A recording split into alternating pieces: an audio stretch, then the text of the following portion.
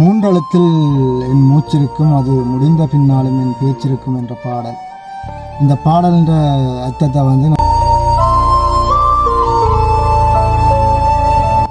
பிரான்சில் இருக்கும் பூங்கா ஒன்றில் சடலமாக மீட்கப்பட்டிருக்கிறார். இதற்கு நிறைய பல காரணங்கள் சொல்லப்பட்டாலும் அவர் இறப்புக்கான காரணங்கள் வலைத்தளத்தில் இவரை நேசிக்காத உறவுகள் கிடையாது. தமிழ் மக்களில் நிறைய பேர் அவரை நேசித்து அவருக்கு ரசிகர்களாக இருக்கணும். ஏனென்றால் அவருடைய தமிழ் தேசியமும் அவர் பேசுகின்ற கருத்துக்களும்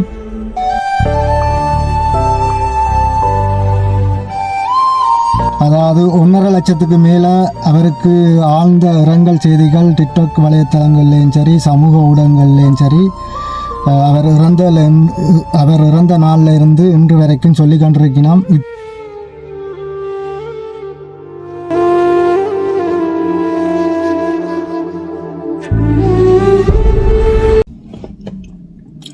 வணக்கம் உறவுகளே, பிரான்சிலிருந்து அச்சுதன் மீண்டும் ஒரு காணொலியூடாக உறவுகள் எல்லோரையும் சந்திப்பதில் மகிழ்ச்சி. பார்த்தீங்கன்னா இந்த நேரத்தில் எனக்கு ஒரு பாடல் ஒன்று ஞாபகம் இருக்குது. மூன்றெழுத்தில் என் மூச்சிருக்கும், அது முடிந்த பின்னாலும் என் பேச்சிருக்கும் என்ற பாடல். இந்த பாடல்ன்ற அர்த்தத்தை நான் இந்த காணொலி முடிவில் சொல்கிறேன். இப்போ நேரடியாக காணொலிக்குள்ளே போகலாம்.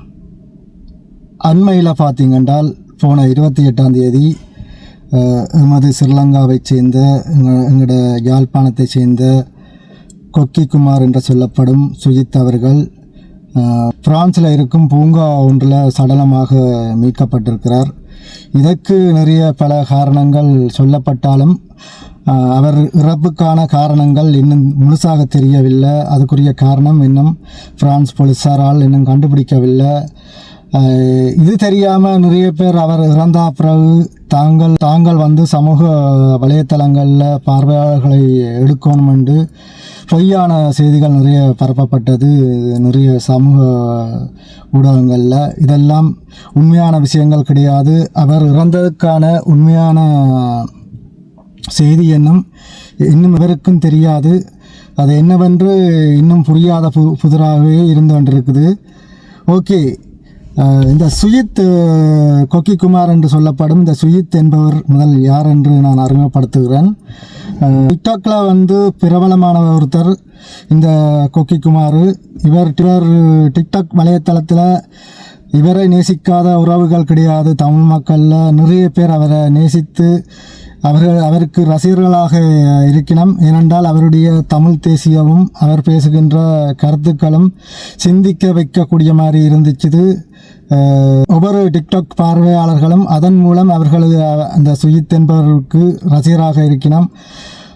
அந்த வகையில் நானும் அவருடைய காணொலிகளை விரும்பி பார்ப்பேன். அவர் பேசுகின்ற தமிழ் தேசியத்தை உற்று நோக்கி கேட்பேன். அருமையாக இருக்கும். நிறைய விஷயம் எங்களுக்கு கூடி தெரியாது. இவர் பேசுகின்ற அந்த கருத்துக்கள் அந்த தமிழ் தேசியம் மூலம் தெரிந்து கொள்ளலாம். தெரியாத விஷயங்களை அவற்றை கொக்கிக்குமாற்ற டிக்டாக் வலைத்தளத்தில் பார்த்தாலே தெரியும். அந்த அளவுக்கு எமது தமிழ் மீதும் எமது தலைவன் மீதும் பற்று வைத்திருந்தார் இந்த கொக்கிக்குமார் என்று சொல்லப்படும் சுஜித். இவர் பேசுகின்ற கருத்துக்கள் தமிழ் தேசியத்தின் மீது அளவு கடந்த அன்பின் வெளிப்பாடாக ஒவ்வொரு காணொலிகளில் இருந்துச்சு. அதுதான் மக்களிடம் இத்தனை வரவேற்பும் பெற்றது என்று சொல்லலாம். இந்த நேரத்தில் பிறப்பால் இவர் நெடுந்தீவில் தான் பிறந்தார். யாழ்ப்பாணம் நெடுந்தீவில் பிறந்தார். அதுக்கப்புறமாக கல்விக்காக வவுனியா, கொழும்பு இப்படி நிறைய இடங்களில் மாறி மாறி இருந்து இன்றைக்கு கடைசியாக பிரான்சில் வசித்து வந்தவர். இவர் ஆரம்பத்தில் சட்டத்தரணிக்கும் படித்ததாக சொல்லப்படுகிறது. அதுக்குரிய உண்மை விளக்கம் எனக்கு உண்மையிலே தெரியாது. அது தெரியாமல் நான் இதில் சொல்ல முடியாது. ஒரு கேள்விப்பட்ட விடயத்தை தான் சொல்கிறேன். அவர் சட்டத்தரணி ஆவதற்கான வாய்ப்புகள் எல்லாமே இருக்கலாம். ஏனென்றால் அவர் பேசுகின்ற கருத்துக்களும் அப்படி இருந்துச்சு. அவருக்கு தெரியாத விஷயமே இல்லை. அதாவது இலங்கை நாட்டை பொறுத்தவற்றில் அவருக்கு இலங்கையில் நடக்கின்ற விஷயங்கள் எல்லாமே எங்களுக்கு தெரியாத எல்லா விஷயங்களும் அவருக்கு தெரிந்திருந்தது. இந்த எங்களோட நாட்டில் இருக்கும் அரசியல்வாதிகளுக்கு கூடி தெரியாத விஷயங்கள் இந்த சுஜித் என்பவருக்கு தெரிந்திருக்கு. ஏனென்றால் அந்த அளவுக்கு எங்களோட தமிழை நேசித்து, எங்களோட தமிழ் தேசியத்தை நேசித்து, எங்களோட மக்களோட தேவைகளையும் என்னென்ன தேவைகளோ அத்தனை விஷயங்களையும் அவர் அறிந்திருக்கிறார். அறிந்தபடியால் தான் இப்படி கருத்துக்களை சோசியல் மீடியாவில் அவர் தெளிவாக கதைத்திருக்கிறார் என்று நான் சொல்கிறேன். ஏனென்றால் அந்த அளவுக்கு அவருடைய கருத்துக்களும் தெளிவின்மையும் இருந்தது அவருடைய காணொளிகளில். அவருடைய காணொளிகளை பார்த்தாலே தெரியும் உங்களுக்கு, அவர் சொல்லுகின்ற விஷயங்கள் எல்லாம் உண்மையான விஷயங்கள். ஒரு உண்மையின் அடிப்படையை கொண்டு தான் அவர் எல்லா காணொலியும் செய்வார். இந்த சோசியல் மீடியாவை நிறைய பேர் இருந்து காணொலி செய்கிற மாதிரியெல்லாம் அவற்றை காணொலிகள் இருக்காது. உண்மையான காணொலி, உண்மையை வைத்துக்கொண்டு அதை வைத்துக்கொண்டு அதுக்குள்ளே என்னென்ன பிரச்சனைகள், அதுக்குள்ளே என்னென்ன சம்பந்தங்கள் இருக்கும் என்று அருமையாக ஒரு காணொலிகளையும் சொல்லியிருப்பார். அதுதான் அவருக்கு கிடைத்த வெற்றி. ஆனால் இன்று அவர் எங்களிடம் இல்லை. அதுதான் ஒரு பெரிய ஒரு கவலைக்குரிய விஷயம். அவர் இந்த மண்ணுலகத்தை விட்டு போயிட்டார். அது எல்லோராலும் ஏற்றுக்கொள்ள முடியாத ஒரு விஷயமாக இருக்குது. நிறைய பேர், அதாவது 1.5 லட்சத்துக்கு மேலே அவருக்கு ஆழ்ந்த இரங்கல் செய்திகள் டிக்டாக் வலைத்தளங்கள்லேயும் சரி, சமூக ஊடகங்கள்லேயும் சரி, அவர் இறந்த நாளில் இருந்து இன்று வரைக்கும் சொல்லி கொண்டிருக்கிறோம். இப்போ நாங்கள் டிக்டாக்கை திறந்தால் கொக்கிக்குமார் வீடியோக்கள் வராமல் இருந்ததாக இல்லை. ஏனென்றால் அந்த அளவுக்கு ஒவ்வொரு பேரும் அவரை பற்றி காணொளிகள் போட்டு கொண்டிருக்கிறோம். ஏனென்றால் அவர் மக்களிடம் விட்டு சென்ற தமிழ் தேசியம் அந்த அளவுக்கு இருந்துச்சு. அதனால தான் மக்கள் அவரை, இந்த கொக்கிக்குமாரை அப்படி வரவேற்று கொண்டிருக்கணும் இன்று வரைக்கும். அவர் இறந்தாலும் அவர் விட்டு சென்ற தமிழ் தேசியமும் அழியாது என்பதற்கு இந்த கொக்கிக்குமார் எனும் சுஜித் அவர்கள் ஒரு உதாரணம். அந்த பாடல், அது முன்னாடி நான் அந்த பாடலில் சொல்லியிருப்பேன், 3 எழுத்தில் என் மூச்சிருக்கும், அது முடிந்த பின்னாலும் பேச்சிருக்கும் என்று அந்த பாடலையும் இதுக்கு உதாரணமாக சொல்லியிருந்தேன். அதுக்கு இந்த வாக்கியத்துக்கு உரித்தானவர் இந்த கொக்கிக்குமாரும் என்று சொல்லலாம். ஏனென்றால் இது இவருக்கு பொருந்தக்கூடிய பாடல் வரிகள். உண்மையிலே அந்த அளவுக்கு தான் அவருடைய எல்லா அம்சங்களும் வலைத்தளங்களில் இருந்ததென்று நான் சொல்லிக்கொள்கிறேன். நிறைய பேர் அவருக்கு ஆதரவான செய்திகளை ஊடகங்களில் சொல்லிட்டு இருந்தாலும் நிறைய பேர் வந்து அவற்றை இறப்பின்ற பிரச்சனை தெரியாமல் பொய்யான செய்திகளை வலைத்தளங்களில் பரப்பிவார்கள். இது ஒரு தேவையில்லாத விஷயம். உங்களோட சமூக ஊடகங்களில் நீங்கள் ஃபாலோவர்ஸ் எடுக்கணும் என்றால் நிறைய வீடியோக்கள் பதிவிட்டு ஃபாலோவர்ஸ் எடுக்கலாம்.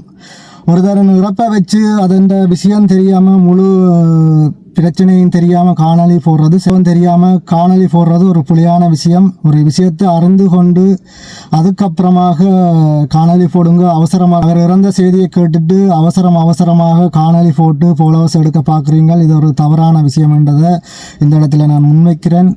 ஏனென்றால் எங்களோட நாட்டில் இருக்கிற அரசியல்வாதிகளுக்கு கூடி தெரியாத அறிவு, அவரிடம் அரசியல் அறிவு அந்த அளவுக்கு இருக்குது. இந்த கொக்கிக்குமாரிடம் அரசியல் அறிவும் இருக்குது. அதை நிதானமாக எப்படி மக்களிடம் கொண்டு செல்லணும் என்ற அறிவும் இந்த கொக்கிக்குமாரிடம் இருக்குது. ஏனென்றால் அவருடைய கருத்துக்கள் எல்லோராலும் வரவேற்கத்தக்கதாக இருந்துச்சு. வலைத்தளங்களில் ஒரு சிலர் அதுக்கு எதிர்ப்பு தெரிவித்தாலும் அதுக்கு ஆதரவாக நிறைய உறவுகள் வந்து அவருக்கு ஆதரவாக இருந்தார்கள். டிக்டாக் வலைத்தளங்கள்லையும் சரி, சமூக ஊடகங்கள்லையும் சரி, அவருடைய காணொலிக்கு அந்தளவு வரவேற்பு இருந்தது. இன்றைக்கு இனி அவருடைய அந்த குரல், அந்த முகம் தெரியாத அந்த குரல் எங்களிடம் எப்போ ஒலிக்குமோ தெரியாது. பழைய வீடியோக்களை பார்த்து தான் அதை திரும்ப கேட்க முடியும். இனி நாங்கள் அவரை கூப்பிட்டாலும் அது அவருக்கு கேட்காது. என்றால் அவர் மண்ணுலகை விட்டு வெகு தூரம் சென்று விட்டார். இது எல்லோருடைய மனசுக்கும் மிக கவலையை இட்டு சென்றிருக்கேன் இந்த நேரத்தில் சொல்கிறேன். இப்படிப்பட்ட நபர் தான் இந்த சுஜித் என்பவர். இவரை பற்றி தெரியாதவர்கள் தெரிந்து கொள்ள வேண்டுமென்றால் டிக்டாக் வலைத்தளங்களுக்கு போங்க, கொக்கிக்குமார் என்று அடிங்க. நிறைய காணொலிகள், நிறைய பார்வையாளர் கடந்து நிறைய விஷயங்கள் உள்ளே இருக்குது. அதை போய் பார்த்தாலே தெரியும் ஏன் இந்த கொக்கிக்குமாருக்கு மக்கள் இவ்வளவு சப்போர்ட் வழங்கினோம், இவ்வளவு ஆதரவு வழங்கினோம். அவர் இறந்தும் அவரை பற்றி பேசிக்கொண்டு இருக்கிறார்கள் என்றால் அவர் விட்டு சென்ற காணொலிகள் அப்படி கொட்டியிருக்குது அவருடைய கொக்கிக்குமார் என்ற டிக்டாக் தளத்தில். இந்த நேரத்தில் கொக்கிக்குமார் என்று சொல்லப்படும் அருமை சகோதரன் தம்பி சுஜித் அவர்களுக்கு சாந்தி அடைய வேண்டும் என இந்த கடவுளை நான் வேண்டிக் கொள்கிறேன். இது ஒரு பெரிய ஒரு பேரிழப்பு, எமது இனத்துக்கு கிடைத்த ஒரு பேரிழப்புன்னு தான் சொல்ல வேணும். ஒரு 28 வயது மதிப்புள்ள ஒரு இளைஞன் அந்த அளவுக்கு எல்லாவற்றையும் தெரிந்து கொண்டு ஒரு வலைத்தளங்களில் நிறைய கருத்துக்களை மக்களுக்காக, எமது உறவுக்காக சொல்லியிருக்கிறார் என்றால் அது பெரிய ஒரு விஷயம். கிட்டத்தட்ட 2009 அவர் போர் முடிந்த போது அவருக்கு சிறிய வயதாக இருந்தது. இதனால் இவர் போராட்டத்திலும் ஈடுபட்டிருக்க மாட்டார். ஆனால் அவருடைய மனசில் எமது போராட்டமும் எமது தமிழ் தேசியமும் அந்த அளவுக்கு இருந்துச்சு. அவருடைய காணொளிகள் மூலம் ஒருத்தருக்கும் தெரியாத விஷயங்கள், எவருக்கும் தெரியாத விஷயங்கள் நிறைய அவருக்கு தெரிந்திருக்கு. இந்த 28 வயசில் நிறைய விஷயங்களை கற்றுக்கொண்டிருக்கிறார். எங்களுடைய மக்களின் பிரச்சனைகளை கற்றுக்கொண்டிருக்கிறார். எங்களுடைய தமிழ் தேசியத்தின் பிரச்சனைகளை கற்றுக்கொண்டிருக்கிறார். எங்களுடைய தலைவன் என்பவன் யார், அவருடைய பிரச்சனைகள், அவர் சந்தித்த எதிர்ப்புகள் எல்லாத்தையும் அவர் தெளிவாக ஒவ்வொரு காணொளியிலேயும் வெளிப்படுத்தியிருந்தார். இதுதான் பெரிய விஷயமாக இன்னும் மக்கள் மத்தியில் பேசப்பட்டு வருகிறது. இத்தனை அறிவாற்றல் மிகுந்த இந்த இளைஞனை இழந்து தவிக்கும் மக்கள் சார்பாக அவருடைய ஆத்மா சாந்தியடைய மீண்டும் நான் இறைவனை பிரார்த்திக்கொண்டு இந்த காணொளியை நிறைவு செய்கிறேன். மீண்டும் ஒரு காணொளி மூலம் உறவுகள் எல்லோரையும் சந்திக்கலாம். இந்த காணொளி சம்பந்தமான கருத்துக்களை எதிர்பார்க்கிறேன். கட்டாயம் உங்களுக்கு இந்த கொக்கிக்குமாரை பற்றி எதுவும் விஷயங்கள் தெரிந்திருந்தால் அவற்றை நீங்கள் இந்த காணொலியில் தெரிவிக்கலாம் என்று சொல்லிக்கொண்டு இந்த காணொலியை முடிந்தவரை உங்களோட நண்பர் உறவுகளுக்கு ஷேர் பண்ணிவிடுங்க. மீண்டும் ஒரு காணொலி மூலம் உறவுகள் எல்லோரையும் சந்திக்கலாம். உங்களிடமிருந்து விடைபெற்று சொல்லினான் பிரான்சிலிருந்து அச்சிதன். மீண்டும் சந்திக்கலாம் உறவுகளே. பாய்.